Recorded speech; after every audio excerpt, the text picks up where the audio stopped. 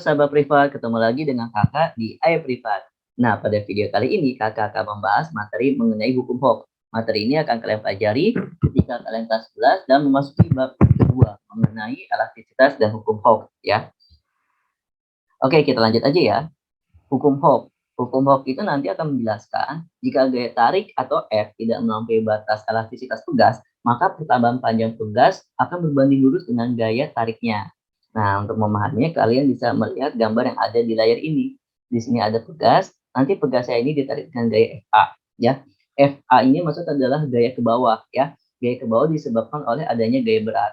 Ketika ditarik oleh gaya berat, nanti pegasnya itu bakalan bertambah panjang sejauh delta X. Ingat, F ini tidak melampaui batas ya. Kalau misalnya F yang melampaui batas, ada kemungkinan pegas ini akan putus atau tidak akan elastisitas lagi.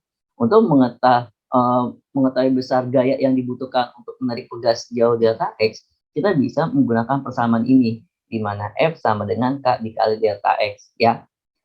Kita tahu kalau F ini kan adalah benda yang memiliki berat, karena benda yang bergerak ke bawah berarti dia punya gaya berat. Makanya F ini nanti kita bisa ubah menjadi M dikali K sama dengan K dikali delta X. Nah, di sini ada keterangannya kalau F itu adalah gaya satuannya Newton, K itu adalah konstanta pegas satuannya Newton per meter, delta X adalah pertambahan panjang satuannya meter, dan M itu adalah massa benda satuannya kilogram. Dan yang terakhir gravitasi ya, G itu adalah gravitasi satuannya meter per second kuadrat. Nah, di sini ada keterangan lagi nih. Kita tahu ya, kalau misalnya panjang awal itu kan X ya. Berarti panjang akhirnya itu sama dengan X ditambah delta X, gitu ya. Dengan keterangan kalau XT-nya itu adalah panjang akhir. Ingat, satuan itu adalah meter. Nah, pegas itu kan pada dasar, kalau kita lihat ya, pada gambar sebelumnya, pegas ini cuma satu rangkaian doang. Jadi, terdiri dari satu rangkaian. Pada dasarnya pegas itu nanti bisa dirangkai menjadi beberapa rangkaian. Pertama itu adalah rangkaian seri. Nah, kalian bisa lihat ya, pegas ini ada dua rangkaian. Terdiri dari konstanta pegas pertama sama konstanta pegas kedua.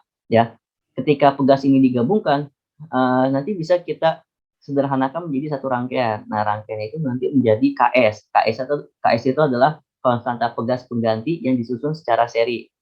Kalau kita mau mencari KS ya, kita bisa pakai persamaan ini. 1/KS sama dengan 1/K1 tambah 1/K2 tambah seterusnya. Kenapa tambah seterusnya? Karena rangkaian pegas itu bisa disusun secara beberapa rangkaian seri, nggak cuma 2, mungkin bisa 3 ataupun 4, gitu ya. Nah, nanti kita akan dapatkan kalau F itu sama dengan KS dikali delta X. Ingat, KS-nya itu pakai persamaan ini. Kalau misalnya rangkaian itu ada banyak ya. Jadi nanti kita sederhanakan dulu menjadi satu rangkaian. Nah, rangkaian itu disebut rangkaian seri. Lanjut, ketika kalau ada seri pasti ada rangkaian pegas, rangkaian paralel ya. Jadi selain pegas itu bisa dirangkai secara seri, ternyata rangkaian pegas juga bisa disusun secara paralel. Nah, di sini ada dua buah jenis nih, ada dua gambar A dan B. Ini gambar paralel, dan yang B itu adalah gambar paralel juga. Nah, kadang-kadang ketika kalian masih belajar tentang pegas baru-baru awal, suka ketipu nih sama gambar ini. Gambar ini sebenarnya adalah gambar paralel gitu ya. Nanti ketika dua pegas ini mau disederhanakan menjadi satu rangkaian, kalian bisa menjadi seperti ini nih. Dari dua pegas menjadi satu rangkaian pegas. Nah, satu rangkaian pegas itu menjadi si KP. Kalau kalian mau cari KP-nya, kalian bisa pakai persamaan ini. KP sama dengan K1 tambah K2 tambah seterusnya. Gitu ya. Nah, dari sini kita akan dapatkan kalau F-nya itu sama dengan KP dikali delta X. Dengan KP-nya itu bisa kita cari dengan persamaan ini. Gitu ya, sahabat privat. Ada rangkaian seri, rangkaian paralel, berarti ada rangkaian campuran. Nah, contoh rangkaian campuran kurang lebih seperti ini ya. Di sini kita lihat ada 3 rangkaian paralel sama 1 rangkaian seri ya. Nah, kita lihat kalau kayak gini nanti kita harus sederhanakan nih jadi satu rangkaian ini doang ya. Nah, tekniknya itu nanti kita bisa ngerjainnya satu-satu. Pertama kita paralelkan dulu, baru diseriin. Nah, kurang lebih nanti seperti ini. KP itu nanti sama dengan K1, K2 tambah K3. Nanti dijumlahkan akan menjadi satu rangkaian seperti ini. Ketika jadi satu rangkaian nanti bakal terhubung sama K4. Nah, nanti kita cari deh. 1/KS itu sama dengan 1/K4 ditambah 1/KP. Gitu ya. Dari sini akan kita dapatkan kalau F-nya itu sama dengan KS dikali delta X. gaya untuk menarik pegas sejauh delta X itu sama dengan F sama dengan KX dikali delta X, gitu ya persamaannya. Nah, untuk memudahkan sahabat privat memahaminya, kita akan coba latihan soal, gitu ya. Ini contoh soal yang pertama. Sebuah pegas memiliki panjang 0,5 meter, digantungkan sebuah beban bermassa 2 kg sehingga pegas bertambah panjang 5 cm. Jika pegas diberi beban sebesar 2,5 kg, berapakah panjang akhir pegas? Gitu ya. Nah, di sini kita di sini untuk memahami contoh soal seperti ini ya. Jadi nanti ada sebuah pegas, ketika panjangnya 0,5 meter, pegasnya itu memiliki panjang 0,5 meter. Terus digantung massa sebesar 2 kg. Nanti bertambah panjang sejauh 5 cm. Kalau seandainya pegasnya ini, ya ini pegas yang sama ya, dikasih beban bermassa lebih dari 2,5 dikasih massa sebesar 2,5 kg. Kira-kira dia bakal bertambah panjang atau bakal bertambah pendek gitu ya. Nah, kalau misalnya dari soalnya pasti ketahuan ya, pegas itu nanti pasti bakal bertambah panjang. Cuma permasalahannya pegasnya bakal bertambah panjang berapa senti gitu ya, atau berapa meter. Nah, untuk mengerjakannya, kita cari tahu dulu informasi apa yang kita ketahui ya. Kondisi pertama, panjang pegas itu kan awal-awalnya 0,5 meter, M1-nya itu adalah 2 kg, dan pertambahan panjangnya adalah 5 cm. Kondisi kedua, panjang pegasnya sama 0,5 meter, M2-nya itu adalah 2,5 kg, nanti delta X2-nya jadi berapa cm. Nah, kita belum tahu delta X2-nya berapa cm, dan dari sini nanti ditanya itu adalah panjang akhirnya berapa. Gitu ya. Jadi di sini nanti ada dua variabel yang akan kita cari. Pertama delta X2-nya, dan yang kedua adalah panjang akhir keduanya berapa. Gitu ya, sahabat privat. Nah, untuk mengerjakannya, kalian harus tahu dulu konsep ini. Pada soal ini ternyata ada satu yang disamakan, yaitu pegas. Di sini pegasnya itu adalah pegas yang sama, cuma nanti pegas ini mendapatkan perlakuan yang berbeda, gitu ya. Perlakuan pegas yang sama tapi mendapatkan perlakuan yang berbeda gitu ya. Jadi nanti kita bisa nulis persamaannya kurang lebih seperti ini. Nah, K1 sama dengan K2.